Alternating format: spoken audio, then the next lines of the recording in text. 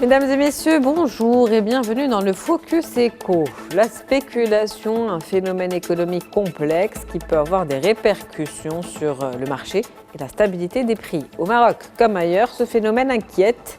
Comment concilier la liberté des marchés et la protection des consommateurs face aux pratiques de spéculation? La question se pose aujourd'hui face à la multiplication des intermédiaires et au maintien de la hausse des prix.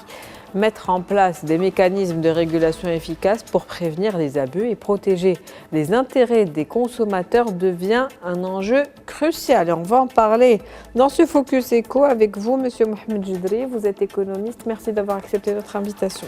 Bonjour, c'est toujours un plaisir. Alors, au Maroc actuellement, on fait face, en tout cas, à un maintien de la hausse des prix. Suite à une inflation qui est aujourd'hui stabilisée. Comment expliquer la situation actuelle? Est-ce que la spéculation sur les marchés favorise ce qu'on vit aujourd'hui? Tout d'abord, avant de répondre à cette question, moi j'aimerais bien rappeler quelques éléments essentiels. Il ne faut pas oublier qu'aujourd'hui on vit une crise économique assez forte qui est due à pas mal de facteurs, quels que soient extérieurs ou bien intérieurs. Il ne faut pas oublier qu'on est à peine sorti de la crise sanitaire Covid-19. Par la suite, il y avait la guerre entre la Russie et l'Ukraine qui a flambé les prix du pétrole et les prix de la logistique et le transport aussi. Sans oublier qu'aussi aujourd'hui, on a un phénomène qui est devenu structurel pour l'économie marocaine, à savoir la sécheresse.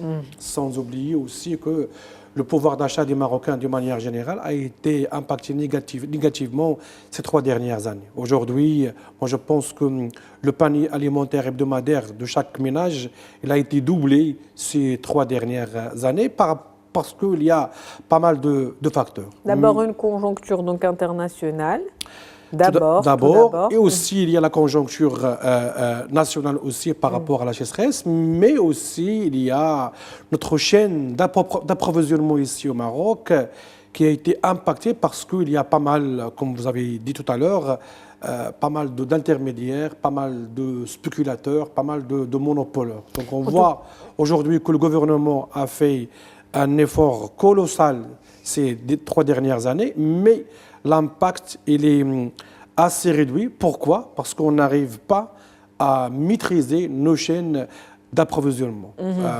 Par exemple, il y a un exemple flagrant, c'est l'année dernière, on a subventionné les bétails pour approvisionner pour l'Eid el-Kibir, pour la fête du sacrifice, mais en fin de compte, le montant a été vendu sur le marché avec le même tarif, quel que soit le bétail qui a été subventionné, qui a été importé, comme le bétail qui a été produit au niveau local. C'est là où intervient, qui est inacceptable. C'est là où intervient plus ou moins cette spéculation, le rôle que jouent ces intermédiaires. Donc, tout à fait. Parce qu'aujourd'hui, ce qu'on reproche au gouvernement, c'est qu'il met en exercice des mesures, mais seulement en amont. C'est-à-dire, en amont, on met par exemple des subventions, on enlève des mesures par rapport aux frais douaniers ou bien fiscales, mais en aval, on ne met pas des mesures pour protéger le consommateur de manière générale.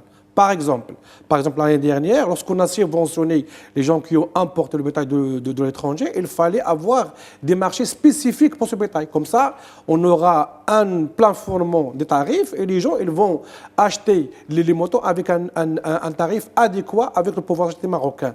Ce qui n'était pas fait sur le terrain. La même chose par rapport au gasoil pétrolier. Par rapport au gasoil professionnel, lorsqu'on a subventionné les autocars, les taxis, etc. Mais il y avait un problème vers la fin parce que dans le taxi, par exemple, il y a le propriétaire de l'agrément, il y a le propriétaire du véhicule et il y a le taximan. Donc, et on n'avait pas l'information qui va être bénéficiaire de cette subvention. Et vers la fin, les gens, ils ont bénéficié d'une subvention, mais en fin de compte, les gens, ils ont payé le transport avec le prix réel. Donc, à chaque fois, il y a des mesures en amont, mais en aval, il n'y a pas de mesures spécifiques et adéquates pour protéger le consommateur de manière générale et surtout, la classe moyenne. Parce qu'aujourd'hui, au Maroc, on a 3 classes. Il y a la classe des personnes aisées qui n'ont pas de problème lorsqu'il y a une augmentation des légumes ou bien des fruits, bien il y a la viande rouge, ou bien le volaille ou même les œufs. C'est pas grave pour eux parce qu'ils ont des marges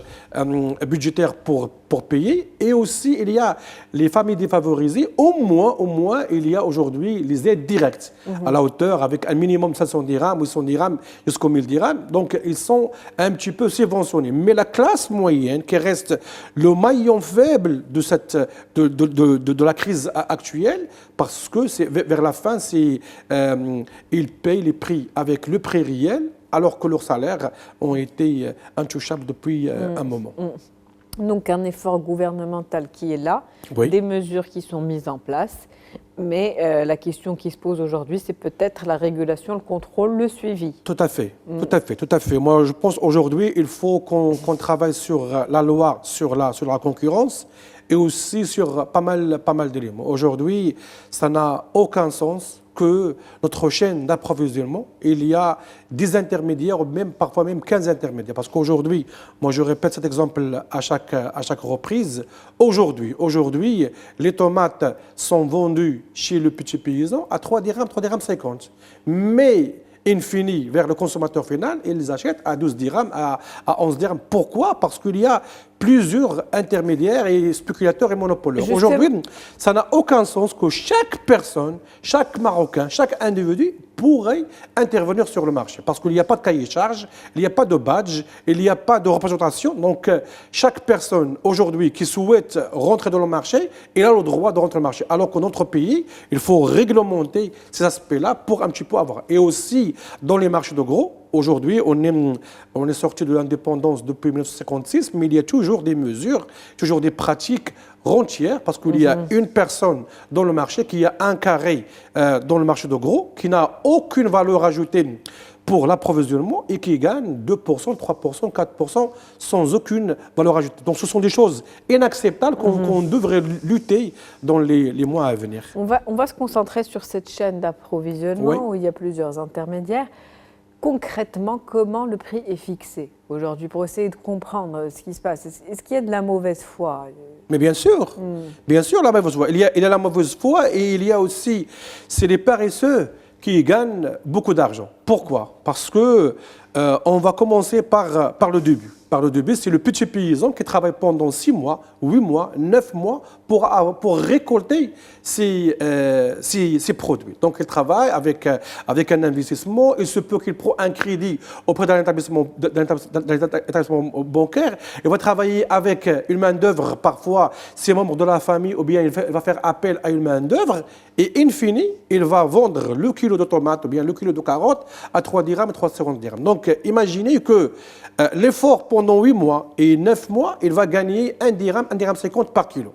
Il y a un monsieur qui arrive par hasard, qui arrive pendant une fraction de seconde, il va acheter les produits du petit paysan et il va gagner 1 dirham 50 ou 2 dirhams pendant une demi-heure ou 1 heure au grand maximum. Et il y a un moyen intermédiaire, il y a un grand intermédiaire, sans oublier les personnes qui sont dans les marchés de gros et en passant par les derniers vendeurs pour y arriver au consommateur final. Donc, cette chaîne d'approvisionnement, elle est marquée par plusieurs intermédiaires. Aujourd'hui, la première solution, on devrait rassembler déjà les paysans. Pourquoi?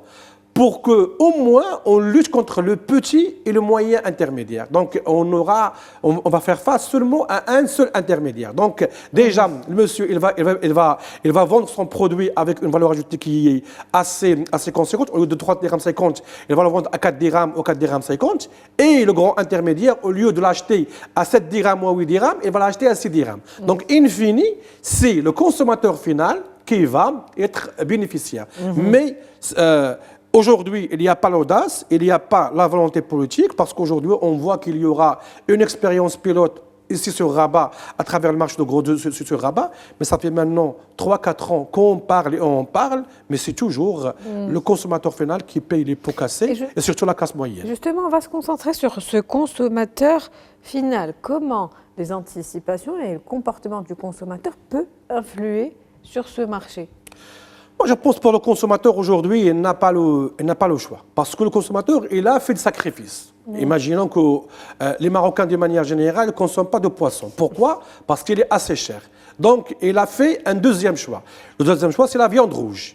La viande rouge aussi, il est passé de 65 dirhams à 70 dirhams à 120 dirhams. Donc, il fait un troisième choix pour avoir toujours des protéines. La il viande passe blanche maintenant. vers la viande blanche. Et le volaille aussi, il a atteint un niveau record, des fois à 28 dirhams, 29 dirhams. Il a passé même vers les œufs qui ont doublé. Donc, le consommateur, il a essayé de faire le sacrifice à plusieurs reprises. Mais à chaque fois, il y a... Mais aujourd'hui, le problème que se pose, c'est que dans les pays occidentaux ou bien dans les pays européens, lorsqu'on fait un investissement, on souhaite avoir un retour d'investissement sur 5, 6, 7 ans. Alors qu'au Maroc, l'investisseur, il souhaite avoir un retour d'investissement immédiatement, au maximum 12 mois, 24 mois. Donc, il va essayer les mains et les pieds pour avoir une marge bénéficiaire assez forte sur le dos du Marocain de manière générale et surtout sur les familles défavorisées. On l'a bien expliqué lors de cet entretien, il y a des mesures qui sont là, qui sont faites, un effort gouvernemental, mais au niveau de la régulation, ça ne suit pas. Donc, au final, si on met en place des mesures mais qu'il n'y a pas d'application sur le terrain, est-ce qu'on est dans une situation, dans un cercle vicieux qui va continuer sans fin? Jusqu'à l'instant, c'est le cas concret. C'est qu'on va toujours tourner en rond. Mais moi, je pense que d'ici 2028, on aura d'autres solutions alternatives. Parce que déjà, on va régler la question de l'eau. Et on va régler approximativement la question de l'énergie. Et à travers ces mesures gouvernementales qu'on aimerait bien avoir à travers l'expérience pilote du marché de gros de Rabat, qui va être généralisée surtout au territoire marocain, mais sans oublier qu'aujourd'hui, il faut avoir un cahier de charges pour les intermédiaires, pour les spéculateurs, pour les monopoleurs. Moi, je vous donne un petit exemple. Ici au Maroc, c'est le rôle du Conseil de la concurrence pour c'est le rôle du Conseil de la concurrence et aussi le rôle des services extérieurs et aussi le rôle du gouvernement. Aujourd'hui, c'est pas n'importe qui vend des produits bancaires, c'est pas n'importe qui vend des produits d'assurance, c'est pas n'importe qui vend des produits pharmaceutiques. Pourquoi? Parce qu'il y a un cahier de charges, il y a des agréments. Mais pour les produits de première nécessité ou bien pour les produits alimentaires, c'est ouvert à tout le monde. Et bien sûr, avec l'anarchie, donc chaque personne, elle va essayer d'avoir une marge bénéficiaire. Et c'est la raison pour laquelle qu'aujourd'hui, on vit une crise économique qui a impacté négativement le pouvoir d'achat des Marocains, surtout les familles défavorisées et la classe moyenne, qui reste le maillon faible pour ce gouvernement depuis 2021. On a besoin d'un peu plus d'éthique dans ces pratiques commerciales. Merci à vous, Monsieur Jdri, pour ce décryptage. Je rappelle que vous êtes économiste. C'était un plaisir de vous avoir avec nous. Merci. C'est la fin du Focus Éco pour aujourd'hui. On se retrouve demain avec un nouvel invité, nouveau sujet. Très bonne journée.